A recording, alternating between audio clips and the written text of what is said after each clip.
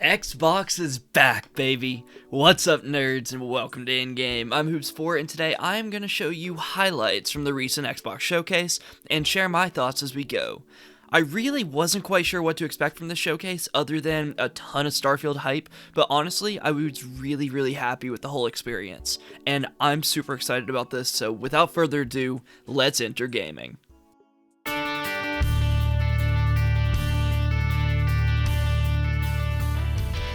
Enter gaming. So let's go ahead and just get started with the start of the show. I thought it was an excellent introduction and had a real bam bam bam feel to it. It was an extended hook that worked incredibly well in my opinion. I especially like starting with Fable, and I want to narrow in on that for a second. I think it was a really smart move to put a highly anticipated reboot front and center. It provides name recognition and brings back love to the old OG Xbox days. I did think that South of Midnight was an interesting choice to follow, given that there's nothing known about it, but the trailer's art style was super appealing, and the soundtrack, I love that little blues guitar. I thought it was really great. Then, of course, Xbox finished off their starting trifecta with a Star Wars game, and now, at this point, the whole world was really watching and wanting to see what else Xbox had up their sleeves. They showed off a beloved IP reboot, a new and really curious looking IP, and Star Wars, all in the opening minutes. There isn't really much more they could do to hook us in.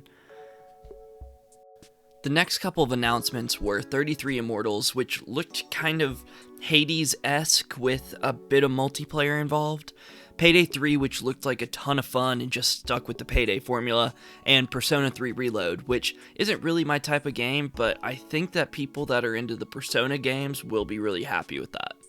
The next announcement is kind of a strange one, but Xbox asked that you consider subscribing to In-Game because most of my viewers are not subscribed. I don't know, guys, but I would consider listening to them. Then we got a Vowed, which looks incredible. Obsidian Entertainment has been sitting on this one for a while, and it was great to see some proper gameplay. It is clearly a Skyrim-esque game, which is fine by me because Obsidian's other games have been kinda like that, kinda Fallout-ish, and they've all been a blast. They are a well-respected RPG developer at this point, and Avowed looks to carry that on. And not to mention, it's day one on Game Pass, as many of these other games are, and that's a point I'm going to talk about a bit later on.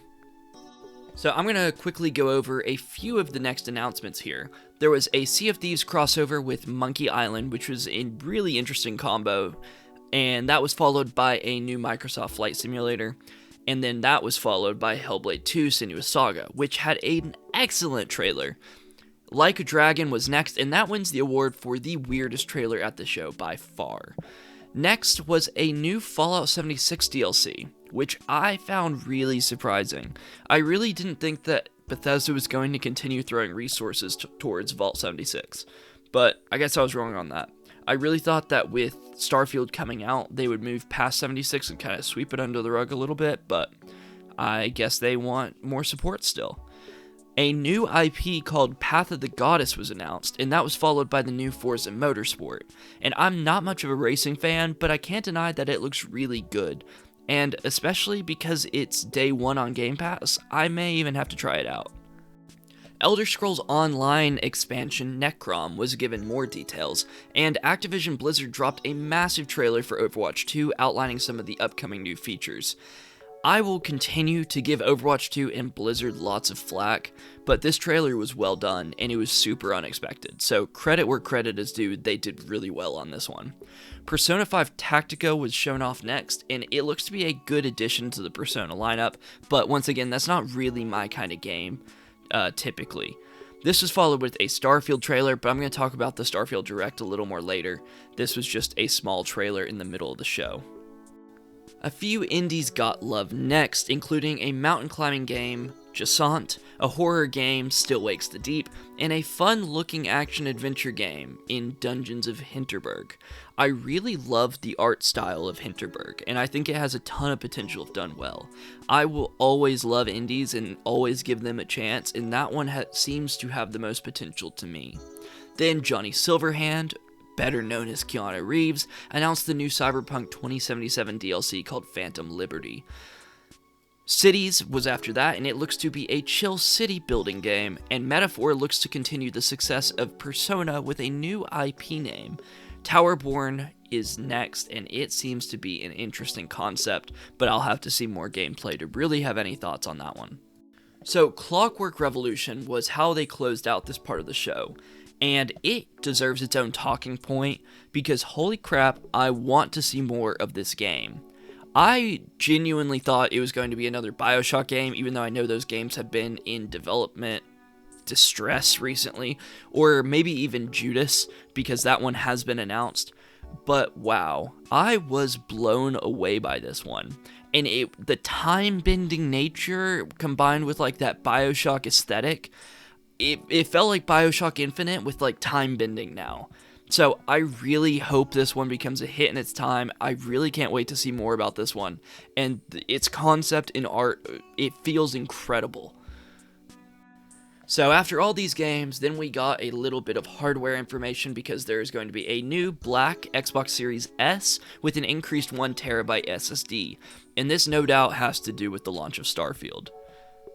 Speaking of Starfield, the 45-minute showcase gave us in-depth looks into many of the game's prominent features, so I'm going to go over a couple of them here. The first one I want to mention is the star map used to traverse the galaxies. I found this to be so cool and sci-fi, and I really can't wait to see how it expands as you discover more planets.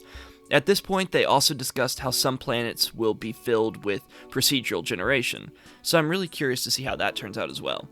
There is a lot of true science in the game, as Bethesda really went as far as to study NASA documents to better create environments on planets.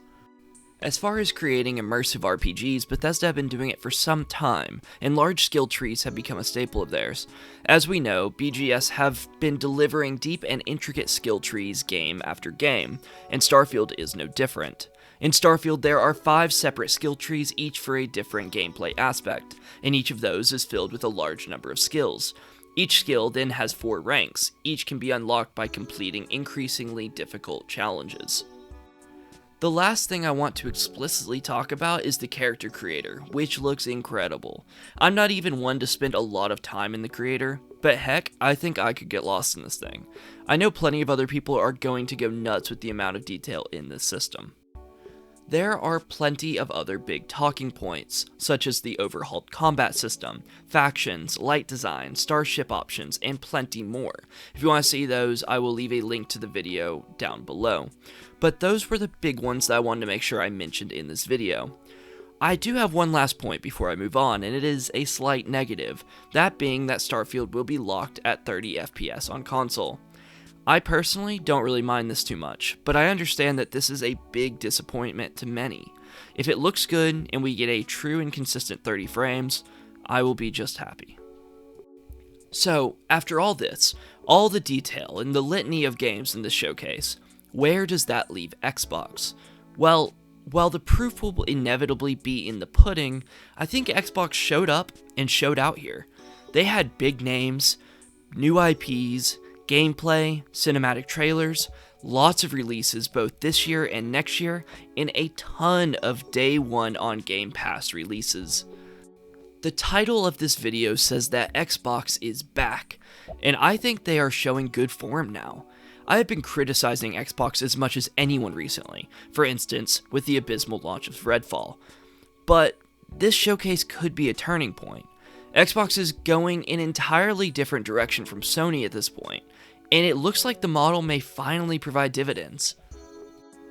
We have already seen a glimpse of what the Xbox model can produce. Hi-Fi Rush was shadow dropped and highly rated. I even reviewed it on the channel, and I will leave that review down in the description.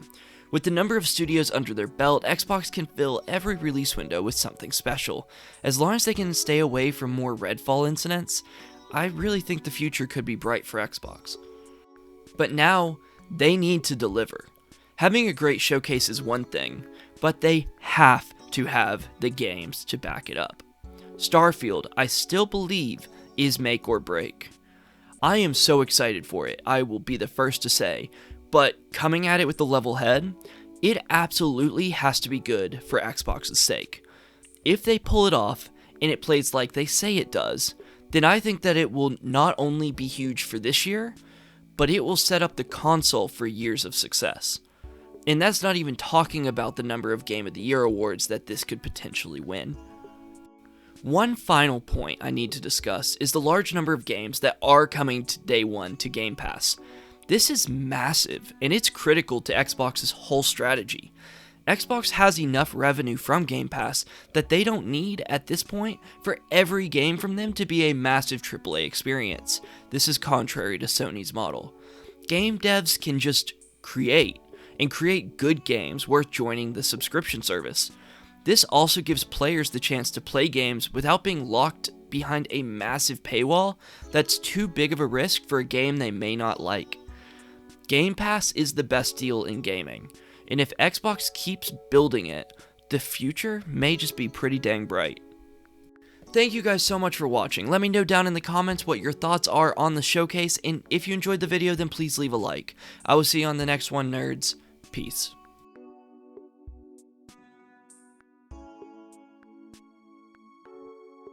Thank you for watching, right here on In-Game. Be sure to like, comment, subscribe for more content.